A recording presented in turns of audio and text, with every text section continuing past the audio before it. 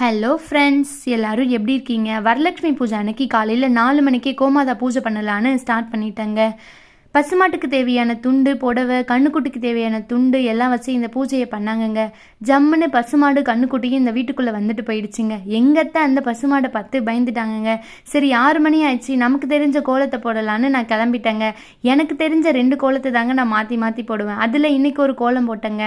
நான் ஏதோ பயந்துட்டு இருந்தேங்க, கோலம் நல்லா வருமோ வராதுன்னு. ஆனால் ஓரளவுக்கு ஓகேவாக வந்துருச்சுங்க. எங்கள் நாத்தனாருக்கு இது முதல் வருஷமாக வரலட்சுமி பூஜை தொடங்கியிருக்காங்கங்க. இதே மாதிரி வருஷம் வருஷமும் இந்த பூஜையை பண்ணணும்னு சாமி கிட்ட வேண்டிக்கிட்டாங்க. இந்த வரலட்சுமி பூஜை எப்படி தோன்றுச்சுன்னா, சாருமதி என்ற பெண் கடவுளுக்கு அர்ப்பணிப்போடு வேலை செஞ்சுட்டு இருந்தாங்க. ஒரு நாள் மகாலட்சுமி அவங்க கனவுல தோன்றி, உங்க வீட்டில் எனக்கு கலசம் வச்சு வழிபடு, உனக்கு சகல சௌபாக்கியத்தையும் நான் தருவேன் சொல்லவே அந்த பெண்மணி இந்த பூஜையை முதல் முறையா தொடங்கினாங்க. அதே போல எல்லா பெண்மணிகளும் இந்த பூஜையை தொடங்கிட்டு இருக்காங்க. மறக்காம லைக் பண்ணுங்க, ஷேர் பண்ணுங்க, கமெண்ட்